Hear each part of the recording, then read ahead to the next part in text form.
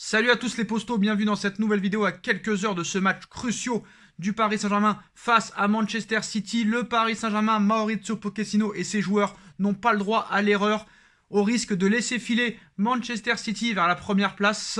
On sait que Paris, après ce match nul désastreux face à Bruges, Paris n'a pas le droit à l'erreur ce soir. Paris doit prendre les 3 points. Pochettino doit enfin montrer une identité de jeu. Le projet de jeu, il faut le connaître, on ne le connaît pas. Maintenant, le retour de Messi et de Marco Verratti devrait faire du bien dans les rangs parisiens. Bon, maintenant, cette victoire est impérative. Comme vous le savez, si le PSG perd ce soir, la première place sera quasi inaccessible. Si City gagne ce soir, City prend déjà 5 points sur le Paris Saint-Germain avant d'aller 2 fois jouer contre Bruges. Donc c'est-à-dire que si City gagne contre Paris ce soir, on va pas se mentir, Manchester City est déjà premier de ce groupe. Après, on a vu que Bruges est une bonne équipe, mais on sait que City aussi a des problèmes au niveau de sa défense. Bon, après Paris, s'ils perdent, ils devront aller à City, à l'Etihad Stadium, compliqué. Ils devront aller jouer à Leipzig, compliqué aussi. Donc voilà, Paris vraiment serait mis en danger, très clairement, si Paris perd ce soir. Si un match nul, tous les espoirs sont possibles. Et si Paris gagne, bien sûr, Paris retrouvera de la confiance et Paris serait enfin lancé. On se rappelle l'année dernière, on avait commencé par une défaite face à Manchester United. On se rappelle qu'en 2014, Paris avait commencé avec un match nul à l'Ajax d'Amsterdam, qui n'était pas un foudre de guerre, avant de battre le FC Barcelone de Neymar, Messi, Suarez 2 semaines après. Donc avec cette équipe du Paris Saint-Germain, tout est possible. Voilà, on se rappelle contre le Barça l'année dernière, on se rappelle contre le Bayern l'année dernière. On sait que cette équipe, contre les grosses équipes, élève son niveau de jeu. On attend un très grand Mbappé, un très grand Neymar, un très grand Messi. Ça n'a pas été le cas contre le FC Bruges. Paris a fait un match nul miraculeux. Au niveau du jeu, on s'est fait bouffer. On a été inexistant, fantomatique. Le trio magique n'a rien démontré ce soir-là. En l'absence d'Angel Di Maria, qui est encore suspendu 2 matchs, je vous rappelle, après son carton rouge pris face à cette même équipe de Manchester City l'année dernière. Il y a aussi une question de revanche pour le Paris Saint-Germain. Une affaire aussi d'ego entre le Qatar et les Émirats Arabes Unis. Une affaire de puissance financière. Le PSG n'a toujours pas digéré cette demi-finale perdue l'année dernière en Ligue des Champions contre Manchester City. Ce quart de finale perdu en 2016 contre ce même Manchester City. Paris va devoir redorer son blason contre cette équipe de City. Et voilà, il y a vraiment une affaire d'ego. Pochettino est attendu dans les hautes sphères à Doha et par les dirigeants du Paris Saint-Germain. Maintenant, quelle équipe va mettre Mauricio Pochettino? Quel gardien? Quelle défense? Quel milieu? Quelle stratégie? Quel système? 4-4-2, 4-2-3-1, 4-3-3? Alors, c'est vrai que Angel Di Maria ce soir aurait été très utile. C'est l'un des seuls qui court offensivement. Alors certes, Mbappé te tape des sprints, des coups d'accélération, mais des fois c'est un petit peu personnel et on oublie ses coéquipiers. Neymar aussi veut faire la vedette. Alors certes, Lionel Messi, il marche sur le terrain, mais d'une minute à l'autre, il peut te trouver l'ouverture et te faire un coup de génie. Mais malheureusement, l'individualité ne suffira pas ce soir contre Manchester City. On connaît le jeu de Manchester City. Pochettino et les joueurs ne seront pas étonnés. Ils voudront la possession de balle, pressing tout terrain, attaque directe. On va vers l'avant. Alors maintenant, le petit avantage pour le Paris Saint-Germain, c'est que le PSG, à l'heure actuelle, n'a pas d'identité de jeu. On ne peut pas dire que le PSG joue en contre. On ne peut pas dire que le PSG a le monopole du ballon, la possession. Donc c'est peut-être ça qui sera à l'avantage du Paris Saint-Germain. Après, voilà, Guardiola non plus, il ne sera pas surpris. Il connaît Neymar, il connaît Mbappé, il connaît Messi. Donc on voit un petit peu le genre. Malheureusement, maintenant, il faut que le PSG assume. Est-ce que Paris est prêt à assumer? Est-ce que Pochettino est prêt enfin à trouver un sens dans le jeu du Paris Saint-Germain? Parce que pour l'instant, on ne voit rien. Au niveau du jeu, on ne voit strictement rien. Le plus beau match du Paris Saint-Germain cette saison, c'est contre qui? C'est contre Clermont, le 4-0, et c'était presque l'équipe B. Ça en dit long quand même sur le problème des titulaires. Maintenant, beaucoup de surprises dans cette compo. Je ne sais pas si on peut appeler ça des surprises, mais en tout cas, qui commencera dans les buts? Keylor Navas, Gigi Donnarumma. Il n'y a pas de hiérarchie précise. On revit un petit peu le cas Areola, Kevin Trapp, même si c'est pas la même chose. À l'époque, c'était 2 gardiens pourris. Là, on a peut-être les 2 meilleurs gardiens du monde. On sait que Navas a commencé la saison titulaire, qu'il a eu des difficultés, mais qu'il est revenu en puissance.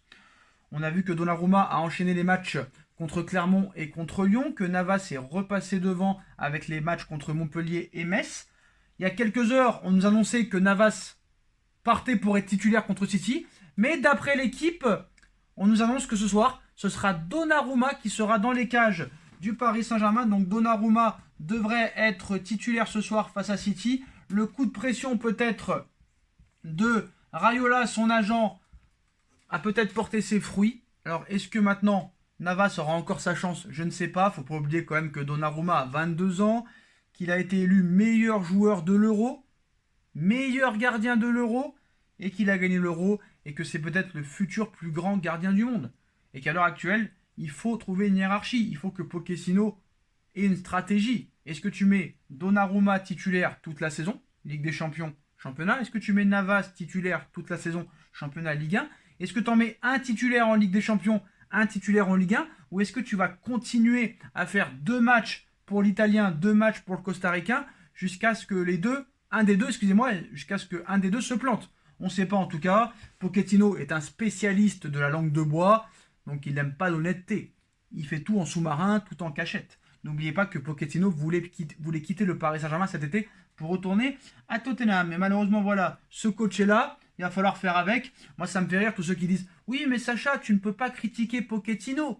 8 matchs, 8 victoires cette saison en Ligue 1. » Je vous rappelle que Thomas Tuchel avait commencé avec 14 victoires d'affilée lors des 14 premières journées lors de la saison 2018-2019. Ça n'a pas empêché au PSG de faire une fin de saison catastrophique. Élimination en 8e de finale de Ligue des Champions face au U17 de Manchester United au Parc après avoir gagné à Old Trafford 2-0. Bravo l'exploit.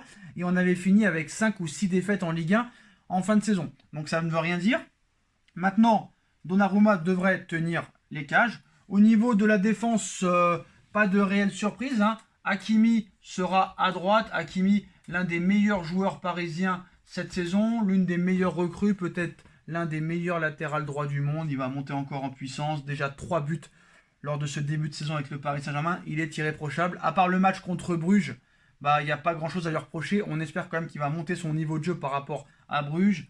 Voilà, certes, la Ligue 1, c'est très bien, mais Manchester City, c'est un autre calibre. On a pu le voir encore contre City il y a quelques jours. Au niveau de la défense centrale, voilà, là, pas de surprise. Marquis sera en défense, accompagné de Maestro Kipembe, qui va monter sûrement en puissance. Et on sait que quand Kipembe est à côté de Marquinhos, lui aussi élève son niveau de jeu en Ligue des Champions. Il a déjà prouvé. Et à gauche, Mendes devrait tenir le flanc gauche. Donc voilà, je pense que le niveau de la défense, c'est peut-être même supérieur à Manchester City. Franchement, à City, à part Ruben Dias, et c'est vrai que Laporte monte en puissance, mais il monte des fois des défaillances. C'est vrai que Ruben Dias est exceptionnel, mais je pense qu'au niveau de la défense, on est plus solide qu'eux. Après, c'est à prouver sur le terrain. Maintenant, c'est au milieu de terrain que ça devrait être intéressant. Donc je pense qu'il n'y aura pas de 4-2-3-1, vu que Angel Di Maria est suspendu. Maintenant, la question pourra se la poser plus tard, mais une fois que Di Maria reviendra de suspension lors des phases retour, comment va faire Pochettino? Est-ce qu'il va mettre les 4 devant et faire un milieu à 2, ou est-ce qu'il y en a un des 4 qui sortira? Mais on se posera la question quand Angel Di Maria reviendra à la compétition lors des phases retour. Pour l'instant, il a encore 2 matchs de suspension à purger, et Angel Di Maria ne sera pas là ce soir. Donc maintenant, je pense que, vu l'absence de Di Maria, c'est normalement un milieu A3 qui sera composé de Idrissa Gueye en sentinelle. Idrissa Gueye qui est l'un des meilleurs Parisiens cette saison avec toute objectivité. Il est complètement impressionnant. Il récupère un nombre incalculable de ballons. Il est buteur, il est passeur. Il sait tout faire. Voilà. Gueye, en ce début de saison, il sait totalement tout faire. Gueye avec Hakimi sont les 2 meilleurs joueurs du Paris Saint-Germain en ce début de saison. Il n'y a pas de débat. Alors maintenant, Marco Verratti sera-t-il titulaire? On sait qu'il a repris l'entraînement collectif depuis 4-5 jours maintenant. Il paraît qu'il monte en puissance à l'entraînement. Est-ce que Pochettino est prêt à le mettre titulaire dès le début? Normalement, ça peut se faire. On sait que normalement, Paredes devrait être titulaire pour avoir de l'impact physique au milieu de terrain et un grand de taille. Paredes a été titulaire contre Montpellier. Je ne pense que ce n'est pas pour rien. Mais je pense que Verratti a de grandes chances d'être titulaire pour ce match. Il faut de la technique, il faut un Marco Verratti ce soir, même si c'est que pour 65 minutes ou 60 minutes, ils font un Marco Verratti ce soir, ce sera Verratti ou Ander Herrera. Donc voilà, mais Gay et Paredes seront titulaires ce soir. Marco Verratti pourrait débuter. Est-ce que c'est prendre un risque? On sait que Verratti ne sera pas à 100%, mais je pense que voilà, Verratti pourrait avoir du jus pour ce match. Il pourrait être vraiment motivé et apporter quelque chose que Herrera ne peut pas apporter au très très très haut niveau. Herrera, c'est très bon pour la Ligue 1, mais voilà, au très haut niveau, je pense qu'il est quand même limité. Après, voilà, je ne dis pas que c'est un mauvais joueur, mais c'est sûr qu'un Marco Verratti, c'est mieux. Après, peut-être que Verratti ne tiendra qu'une heure, mais voilà, il pourrait y avoir des changements. Si Paris mène au score, tu peux faire rentrer un Danilo Pereira, un Ander Herrera ou un autre joueur. Et au niveau de l'attaque, hein, les Postos, pas de surprise, hein, ça devrait être composé de Neymar devant avec Mbappé à droite et le retour de la Pulga devant qui revient d'une petite blessure. Alors attention, hein, ça peut un peu switcher. Hein. On peut retrouver Mbappé en neuf, Messi sur le côté, Messi repiqué dans l'axe avec Neymar à droite. On sait que ça peut switcher. Hein. Mbappé peut se retrouver à gauche. Voilà. Chacun fait ce qu'il veut un petit peu offensivement. Mais voilà. La clé du match, très clairement, il va falloir être réaliste et efficace. Il n'y a pas d'autre chose à faire. Et surtout, courir. Mais si on n'est pas efficace et qu'on continue à venger les occasions, ça va pas être bon. Et surtout, bon malheureusement, je sais que Pochettino et les joueurs ne regardent pas cette vidéo, mais arrêtez de jouer, arrêtez de faire les laxistes, arrêtez de reculer quand vous menez au score. Tu mènes au score, tu continues à attaquer, tu fais comme s'il y avait 0-0. C'est ça la grosse problématique du Paris Saint-Germain en ce début de saison. Le PSG commence très fort au niveau du jeu, gros pressing, une envie d'aller vers l'avant, et dès qu'on mène un 0, on s'arrête de jouer. Ce n'est pas acceptable. On continue, on attaque, on quadrille, on récupère, on progresse, on joue. Et il va falloir surtout courir. Parce que c'est vrai que voilà, même si on aura des temps forts, Manchester City aura ses temps forts aussi. Donc voilà les postos. Hein. Maintenant, dites-moi en commentaire ce que vous en pensez. Est-ce que pour vous, Pochettino alignera cette équipe-là? Quelle est pour vous la meilleure équipe possible à aligner ce soir? Est-ce que Paris gagnera ce match, fera match nul, perdra? Dites-moi en commentaire ce que vous en pensez. Et puis nous, on se retrouve vers 23h pour le débrief, en espérant débriefer la victoire du Paris Saint-Germain ce soir. Tchuss!